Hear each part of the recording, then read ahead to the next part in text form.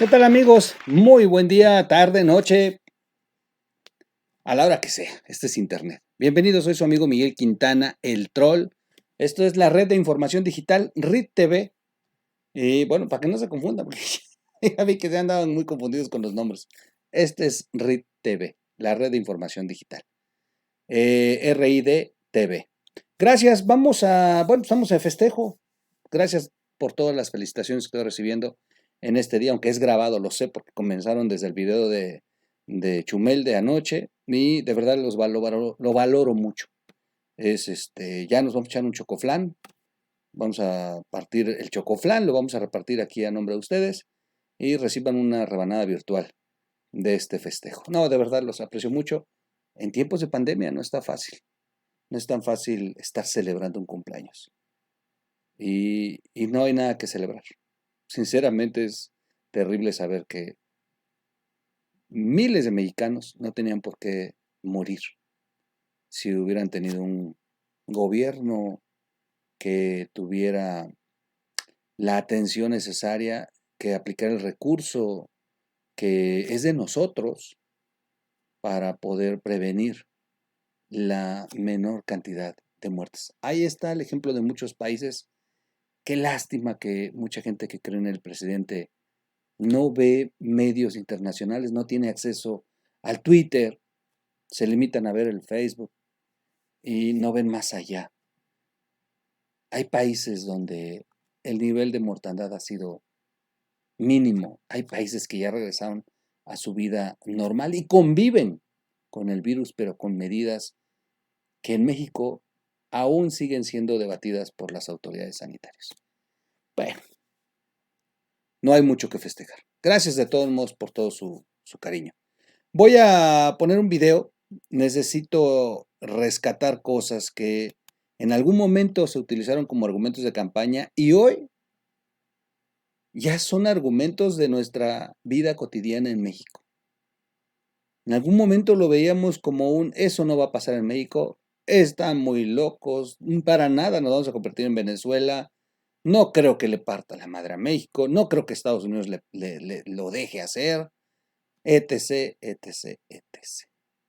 Y cada vez vemos que el presidente se sube en, en el caballo bolivariano y quiere tomar la espada de Bolívar y convertir a México en una nación socialista, así pareciera. De verdad que yo soy de los que más se limita en creer esto, pero cada día muestra el presidente más actitudes que nos conducen a un México de una dictadura terrible. Terrible, porque eso para mí son los gobiernos hoy socialistas, simples dictaduras. Ya platicaremos. Por eso voy a rescatar material respetando los derechos intelectuales, respetando los derechos de autor de los trabajos que hagan.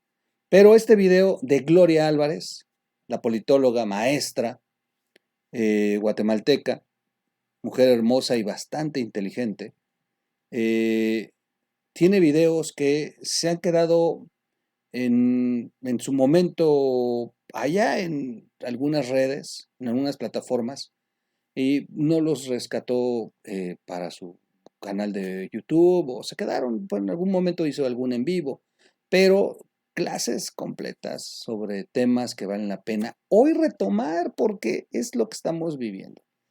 Y esta es la forma de abrir nuestra mente, aprender más y prepararnos, porque hay gente que nos lo dijo desde hace mucho, como este video de Gloria de hace 4 años, y bueno, vale la pena escucharlo. No he hecho más rollo, voy adelante con el video, vale la pena que le dediquemos mejor el espacio. Un poco largo el video de Gloria, yo les recomiendo que lo vean.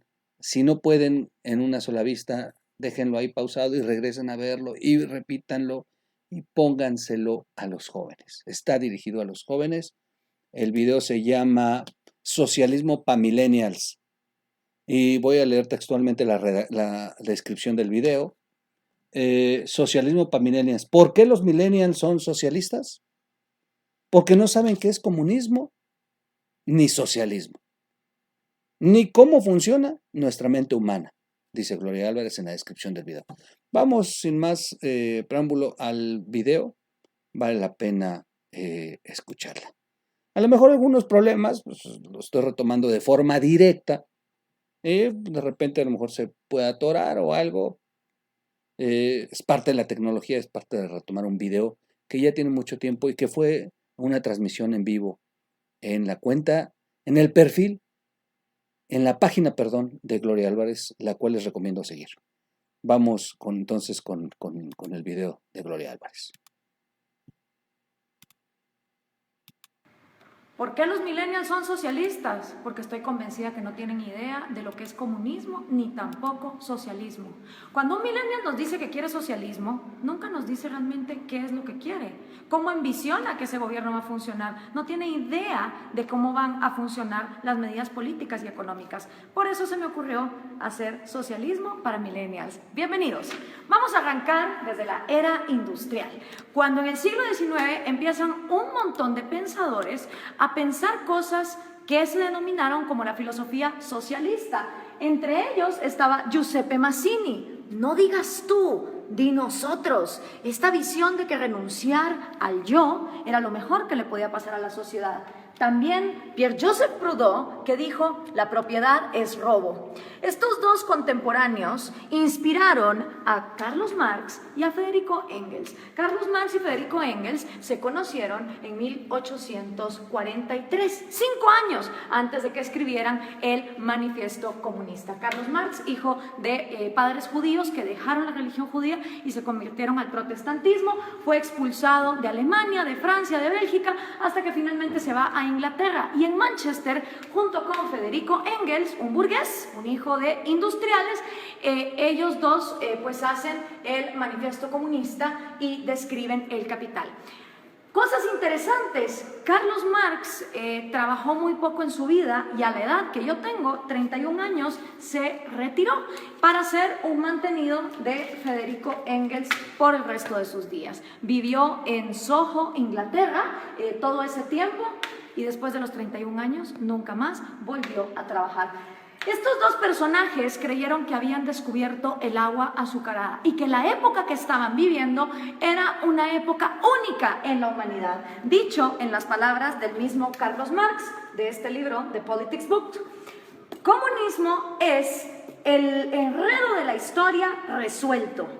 Para ellos el comunismo venía a resolver todas las luchas históricas. Según Marx y Engels, después de ellos la historia no volvería a ser la misma. Pero pensemos un poco en cuál era el mundo industrial en el que se movían Carlos Marx y Federico Engels. Para empezar, la filosofía que estos dos señores hicieron estaba inspirada para Alemania e Inglaterra, países industriales que tenían una gran industria que estaba cada vez más creciendo, no para países agrícolas. Y resulta que ni Inglaterra ni Alemania pusieron jamás en práctica las teorías de Marx ni de Engels tampoco. Quienes las pusieron en práctica fueron países agricultores que no contaban con las particularidades que Carlos Marx decía deberían de ser lo primero que debería haber, que es capital, manufactura e industria.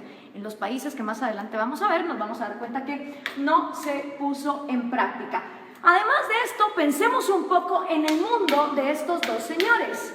El mundo en el que se mueve Carlos Marx y el mundo en el que se mueve Federico Engels, 1848, es un mundo donde la esclavitud todavía era legal en Estados Unidos y en Europa, donde las mujeres no podíamos votar, prácticamente no teníamos ningún derecho porque éramos consideradas demasiado idiotas como para trabajar y votar. Era un mundo donde no había aviones, no había teléfonos, no había electricidad, no había inodoros, no había tampoco radios, no había televisión, no había satélites en el espacio, no había la mayor cantidad de profesiones que hoy por hoy existen en el mundo. Era otro mundo. Era una época donde estos dos hombres tuvieron la arrogancia de decir, de aquí para adelante la historia ya nunca va a cambiar. Ellos no tomaron en cuenta los avances tecnológicos, pensaron que la industria y esa época de los miserables iba a quedarse ahí para siempre. ¿Y en qué se basa esta crítica que estamos haciendo del comunismo? Pues se basa en la crítica al proyecto de Gotha, escrito por Carlos Marx, El Capital, también escrito por Carlos Marx, en 3 tomos, que por cierto el segundo tomo se imprimió luego de que Marx haya muerto, él ni siquiera lo había publicado, y por supuesto el Manifiesto Comunista. Vamos a ver entonces, el Manifiesto Comunista se basa en 2 fases.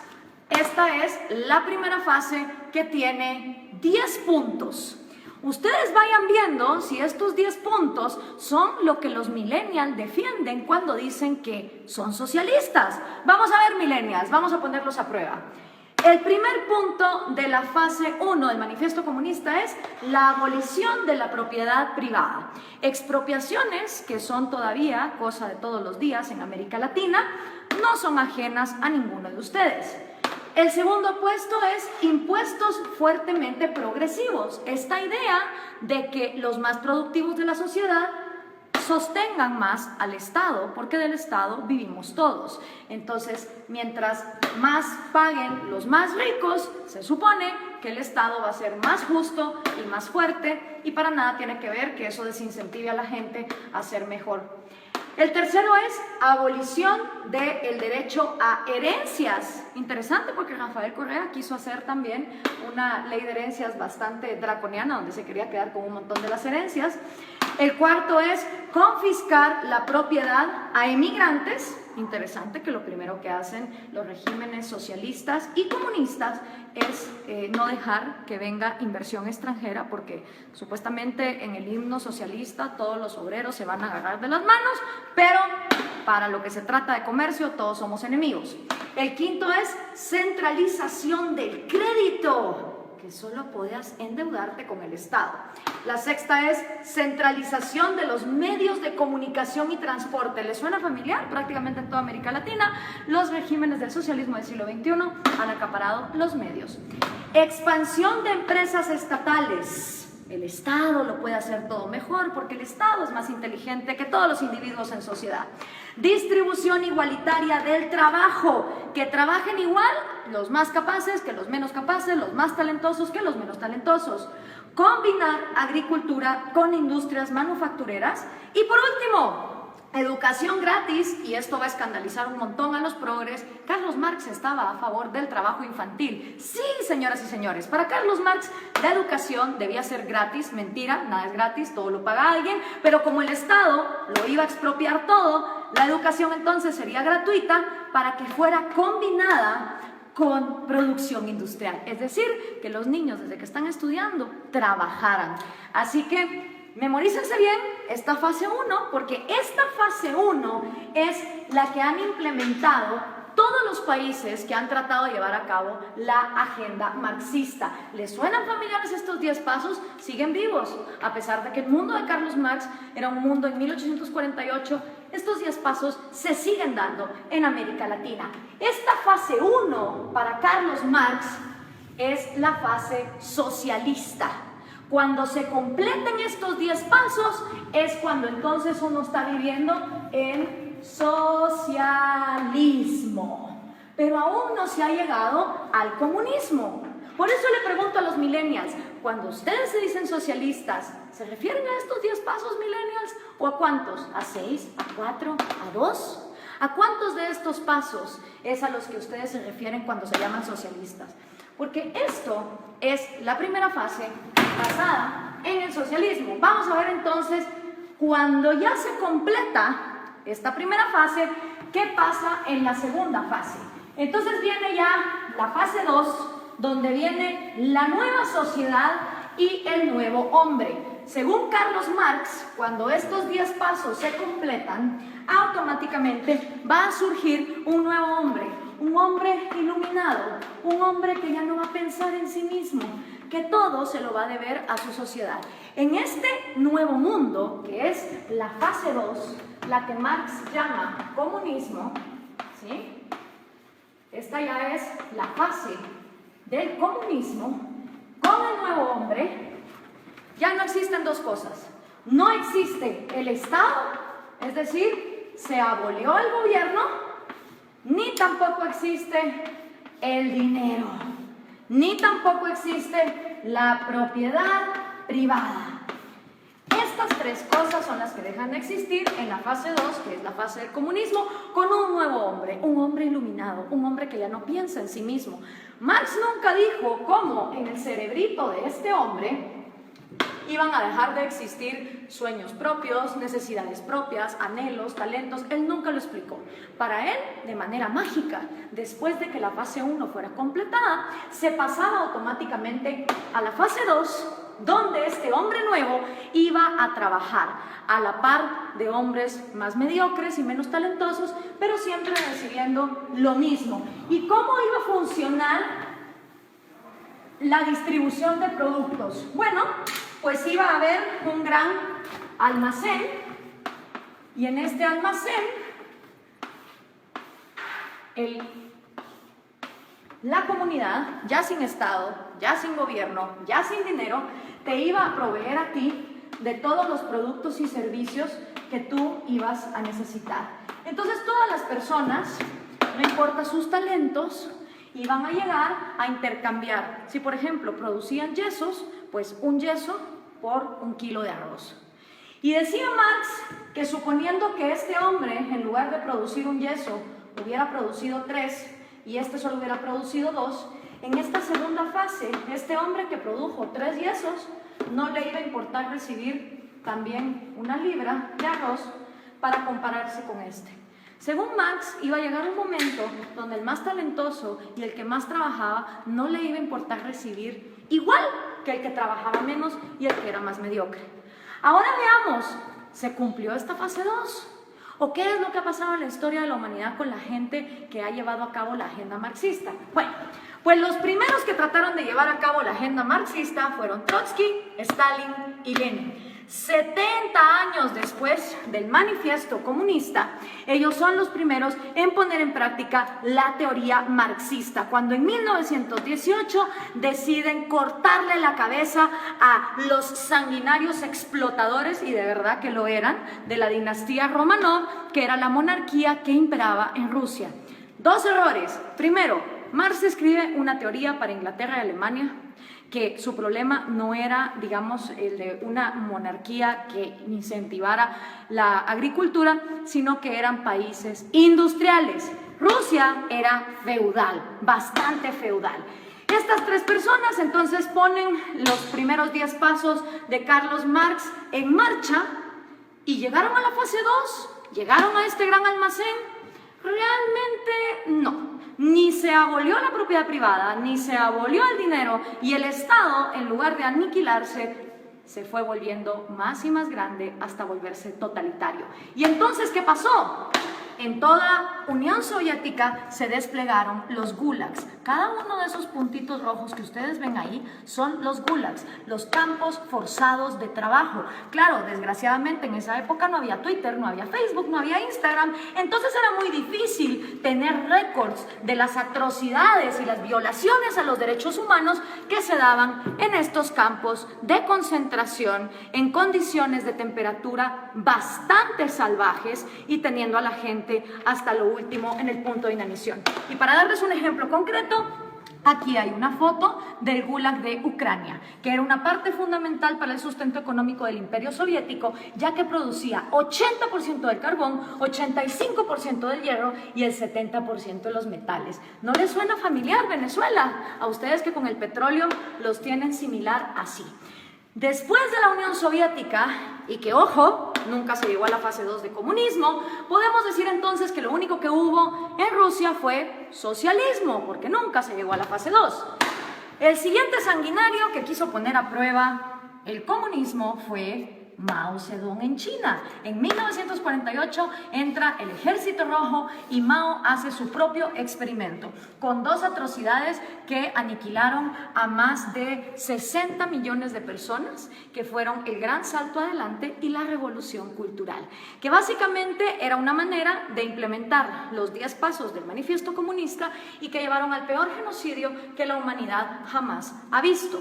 Y por supuesto, esta idea se trae a casa, y los primeros en traerla a casa en su propia versión de Trotsky, Stalin y Lenin son el Che Guevara, Fidel Castro y Camilo Cienfuegos. Cosa interesante, Camilo Cienfuegos y Trotsky, siendo los intelectuales más moderados de este movimiento, fueron asesinados, este por Stalin y Camilo por Fidel Castro. Hasta en eso se parecen estos modelos, donde tenemos sanguinarios que traicionan a sus propios amigos cuando no se vuelven tan pues crueles y dictadores como ellos. Ahora veamos la línea. Entra Fidel Castro a Cuba y obviamente Fidel Castro sigue influyendo en la región. Aquí lo tenemos con Evo Morales y con Hugo Chávez, que traen el refrito, el socialismo del siglo XXI.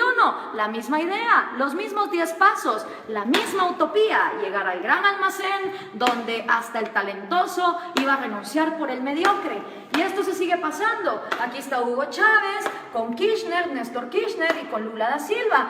Y por supuesto sus nuevos reciclados, Dilma Rousseff, que acaba de ser destituida, Mujica, Cristina Kirchner con Hugo Chávez. Si podemos ver, la línea es directa, las ideas son las mismas, es la misma receta y el resultado es el mismo. Entonces, ¿por qué los millennials insisten en ser socialistas? No me cabe la menor duda que es porque no conocen su historia, no tienen idea de lo que significa el socialismo, ni tampoco tienen idea de que el comunismo llega hasta una fase 2 que nunca antes se ha dado. Veamos algunos resultados por acá. Tenemos la cantidad de muertos que el comunismo ha producido. En la Unión Soviética 20 millones, en China 65 millones, en Vietnam 1 millón. En Corea del Norte se calcula, porque obviamente no se sabe, 2 millones, en Camboya otros 2, en Europa del Este 1 millón, en Latinoamérica 150.000, en África 1.7, en Afganistán 1.5 para llegar a 94.3 millones, según los datos estadísticos de los mismos gobiernos. ¿Y quiénes han intentado el proyecto comunista? Nada más y nada menos que la mitad del territorio del mundo. Entre los países que han intentado el proyecto comunista están la Unión Soviética, Ucrania, Bielorrusia, Azerbaiyán, Georgia, Turkmenistán, Uzbekistán, Armenia, Kazajistán, Kirguistán, Letonia, Lituania, Moldovia, Estonia, China, Vietnam, Laos, Alemania Oriental, obviamente. Está también Hungría, Checoslovaquia, Rumania, Yugoslavia, Albania, Bulgaria, Corea del Norte, Cuba, Camboya, Etiopía, Angola, Mozambique, Nicaragua, Afganistán y por supuesto Venezuela, si tomamos en cuenta lo que se ha llevado a cabo. ¿Cuáles son tus probabilidades de toparte con el comunismo? Son increíbles. Imagínate que vos podés tener antepasados de Hungría o antepasados de Cuba y vivir en Guatemala y te vas a haber topado con el comunismo. Las probabilidades de que un ser humano se haya topado con el comunismo, una historia comunista, son de 1 en 2. Porque como les explicaba, de todo el mundo, la mitad del territorio de la humanidad ha intentado este experimento. Y el resultado no ha sido esa fase 2, no ha sido esa panacea de ese hombre iluminado, ese hombre que deja de pensar en sí mismo para solo pensar en los demás. El resultado ha sido lo que George Orwell nos describió hace tanto tiempo en La rebelión en la granja. Los humanos en el poder se vuelven los cerdos y para los cerdos hay todo, mientras que para el resto de animales no hay nada. En lugar de llegar a la fase 2, se llega a un lugar donde la burguesía son los nuevos, ya sean los Stalin, ya sean los Mao, ya sean los Castro, ya sean los Morales o los Chávez. Solo ellos se vuelven la burguesía, solo ellos se vuelven la élite a costa de que todos los demás estén bien jodidos. Pero, ¿dónde se ha vivido comunismo? ¿Dónde ha habido igualdad? Pues miren, un lugar en el planeta donde hubo igualdad de miseria fue en los campos de concentración de Alemania. Porque ahí, como ustedes se pueden dar cuenta, todos eran iguales de miserables. Obviamente ahí no había propiedad privada, no había dinero, era la panacea. Y Viktor Frankl, que no se lo contaron, él lo vivió, él estuvo en un campo de concentración, uno de los psicólogos más reconocidos del siglo XX, hizo un llamado muy interesante. Everything can be taken from a man. Cualquier cosa puede ser tomada de un hombre, excepto por una. La última de las libertades del hombre. Exigir la actitud que uno va a tener en cualquier set de circunstancias para escoger uno su propio destino. Quiero hacer énfasis en esta frase porque lo que está aquí diciendo Viktor Frankl es que la mayor libertad del hombre reside que aunque esté en estas condiciones, uno va a decidir con qué actitud va a enfrentarse a la vida. Pero ¿qué podía saber Carlos Marx de estas cosas? Regresemos a 1848, ni siquiera Freud, con su psicoanálisis, que ya está bastante desprestigiado, había empezado sus estudios. Tampoco Darwin. Se creía que la histeria de las mujeres se podía quitar con electroshock. La psicología estaba en pañales. ¿Qué sabía Carlos Marx del cerebro humano? ¿Qué podía saber Carlos Marx acerca de un hombre nuevo que tuviera en su cerebro la capacidad de dejar de pensar en sí mismo? Hablemos entonces de sus predicciones, que fueron completamente nefastas. La primera predicción de Marx: va a haber más países comunistas que no comunistas. No se cumplió. Hoy hay más países excomunistas que actualmente comunistas. La segunda predicción de Marx: la máquina va a acabar con el proletario y el proletario va a vivir en la miseria. Tampoco se cumplió. Hoy por hoy, en el siglo XXI, existen muchas más profesiones y muchos más puestos de trabajo, tomando en cuenta que las mujeres ya podemos votar y ya podemos trabajar, que las que existían en su época, con lo cual su segunda predicción tampoco se cumplió. Hoy por hoy, de cada 7 personas vivas, 6 ya no viven con $1 al día, como era en la época de Marx, donde había mayor pobreza igualitaria. Y otra también de las predicciones de Marx es que el comunismo, en donde fuera implementado, iba a pasar a la fase 2. Y esa tampoco se cumplió. Ninguno de los experimentos comunistas han llegado jamás a la fase 2. Nunca abolen ni la propiedad privada para los gobernantes, obviamente para todos los demás sí. Nunca se abole tampoco el dinero, ni mucho menos la propiedad privada.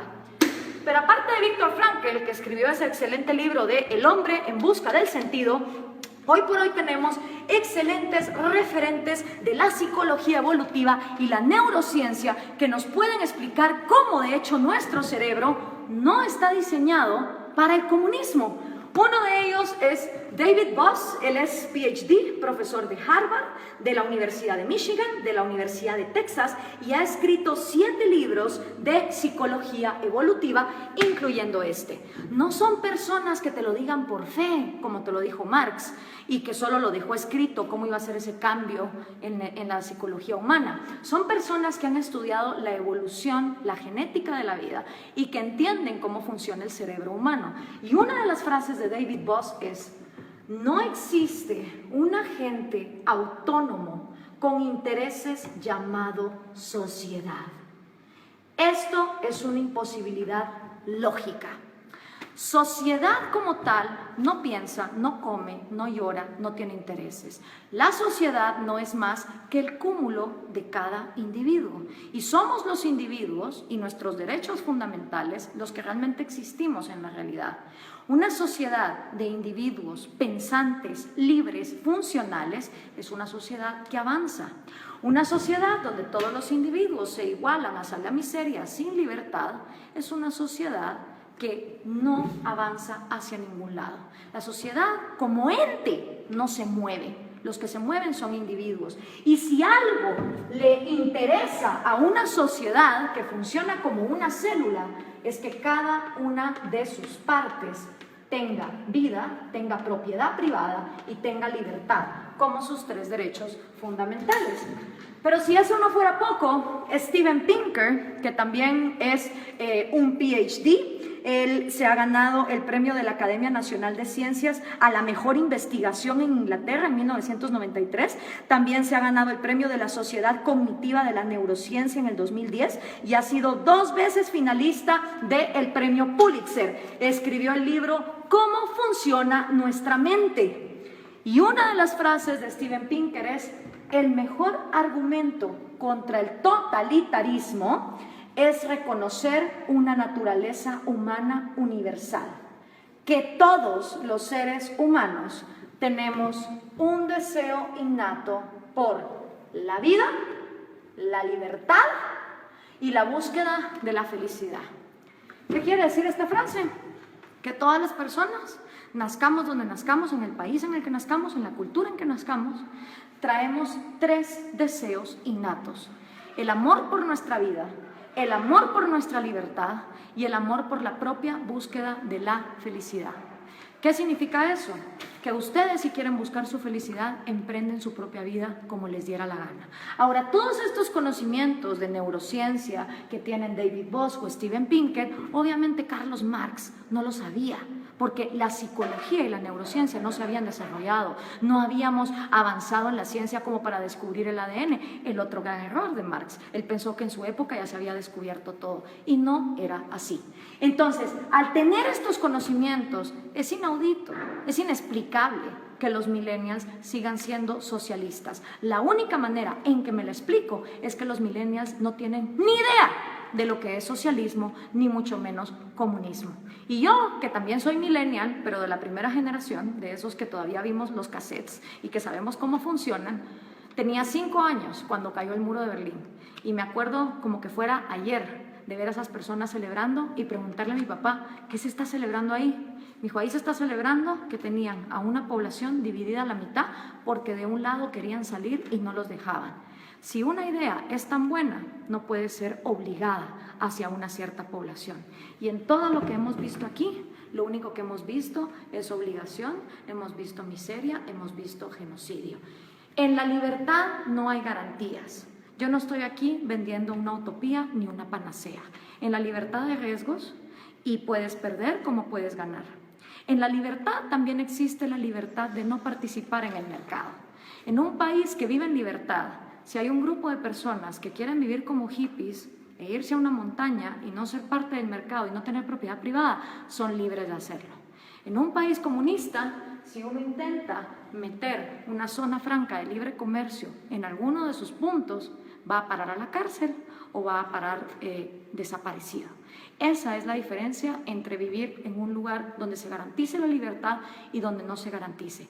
Esta utopía basada en el hecho de que el ser humano debe renunciar a su autoestima y a su amor propio para contribuir a su sociedad, es completamente errada por lo que la historia nos ha comprobado. Y lo único que logra son élites de cerdos, tal cual los describió George Orwell, que se quedan con todo a costillas de un pueblo que pierde lo más importante que todo ser humano tiene, que es su libertad. Espero esto les sirva a los millennials para entender qué es el socialismo y qué es el comunismo. Gracias por compartir.